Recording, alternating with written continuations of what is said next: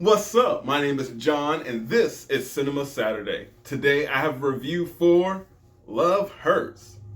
This movie is about an ex-gang member who tried to leave his life behind, but an old flame comes back into his life, and now his ex-gang is after him and her in this rom-com action flick. So right off the bat, I was kind of excited to go see this movie. We have actors like Huy Quan, sorry if I'm butchering that, but I know some of his work, at least his more recent work. I saw him in that Oscar movie, and then he was in Loki season 2, and then I also went back and just recently watched for the first time Indiana Jones in the Temple of Doom, where he was Short Round. It was crazy watching that movie. So I was excited to see him in this action flick because I know he can kick ass even since he was a little kid. And then there's also Ariana DeBose, who I first saw in West Side Story, the Steven Spielberg remake, which is fantastic, and she won an Oscar for that role. So we had a stacked cast, but here's the big but, the big old but. I am sorry to report that even though this movie has amazing actors, it's not that great of a movie. How do I explain? So I know these are good actors. I know they can be good in good things. But for some reason, they just don't mesh here. I never believed that Mr. Quan and Mr. Bose had any type of chemistry ever in this movie. And it's very weird because it's not weird because of their age difference. It's weird because they lack the chemistry. Like, they don't have any type of like believable banter. And I'm gonna say that Huy Quan probably was the better of the two. I feel like Ariana DeBose was kind of doing a parody of the character she was in. You know, it's like she went on she was a high school actress, and they told her, you got to be this mean, tough girl with sass, who's also smart. And then that's all they had on the paper. And so her character, to me, didn't feel very fleshed out, or if it was fleshed out, it didn't seem sincere. It seemed like it was a very forced performance. However, there are some flashback scenes in the movie and where she is, let's just say, in distress. She's not having a good time. And those like semi-emotional moments, I definitely believed. I was in there 100%. So I don't know what happened. Let me talk about the other actors. We have people like Marshawn Beast Mode Lynch, who I first saw in Bottoms. Hilarious in Bottoms. And now I get to see him as kind of like an action star. I don't know, man. He was one of the better parts of the movie. I loved every scene he was in. He was fantastic. It was great. He did some action stuff too. I'm going to talk about action in a bit, but I feel like this was a step up for Marshawn Lynch in his career, and he could be going the Dave Bautista way, where, you know, Dave Bautista started out as a very comedic actor in action films, but now he's trying, you know, he was just in Doom 2. He was just in Doom 2. So Dave Bautista is trying to be a more serious actor with the projects he's choosing.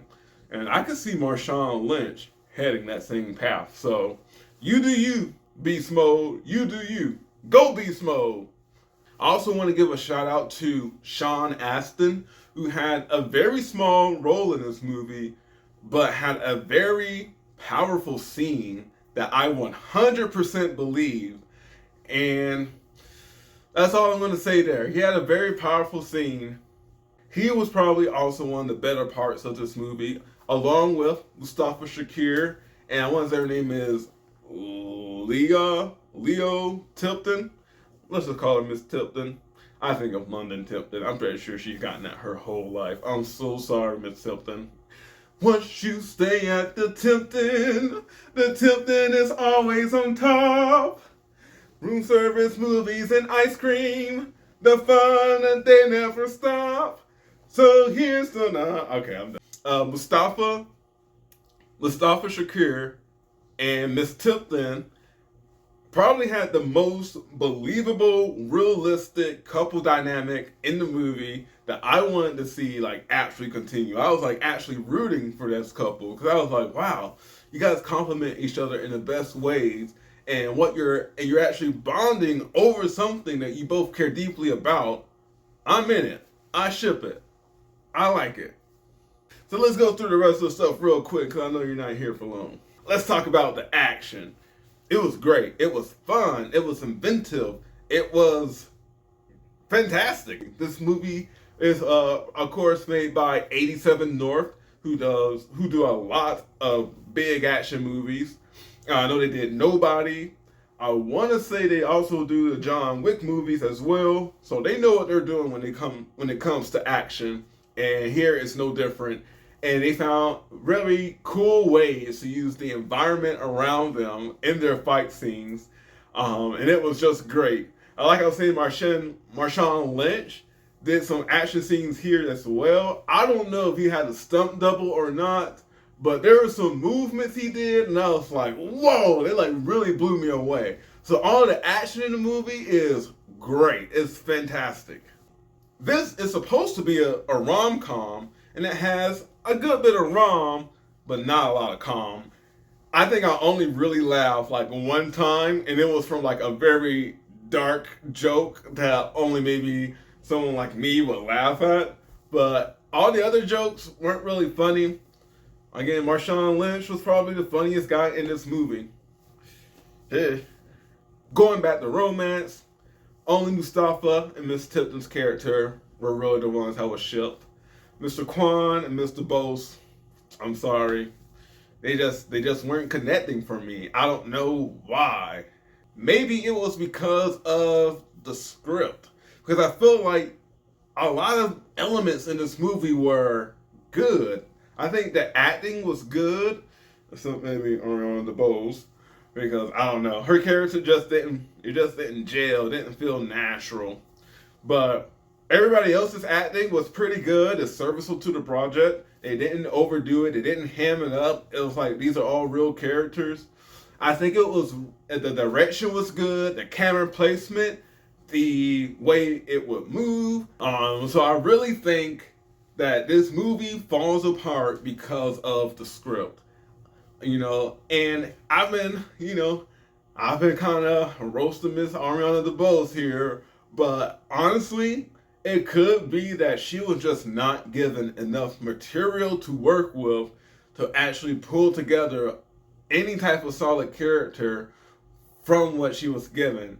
I think the story is really bland. This movie comes in a clock time of an hour, 23 minutes, so it's not even a full 90-minute flick. The pacing was a little weird. I felt like we got through an act one. We got through an act one, and then after act one, we had the second act. Characters are sad. We got to figure things out, and then we went into act 3, part 1, and act 3, part 2. Then the movie's over. So it moves kind of fast, but at the same time, there's so much filler and stuff in the movie that almost didn't matter. You're like, why are we here? Or at least show me more so I can care more about why we're here. The story was just lacking. I blame the script. So overall, I give this movie, I want to say like a 5 out of 10 or a 6 out of 10. Maybe we'll go for an even 5.5 out of 10. Because it's not really that great, but the action scenes are really good. Some of the actors here are really good and worth checking out. But I don't think this is worth going to the theaters to see. Catch it when it comes out on streaming. So yeah, that's it. Don't go see this for Valentine's Day. Do not take your date to go see this movie unless they're a real real action person. They care more about the action sequences than the story itself. Chemistry between supporting leads are great, but chemistry between the main leads are not. So that's it, my friends. I try to find something in every movie that I can enjoy, even if some of the movie is not great. But if you're going out and spending your hard-earned money on this movie, I say go see a different movie. Don't do this one. All right, so that's my review for Love Hurts. My name is John. Thank you for watching Cinema Saturday. And as always, have a good one.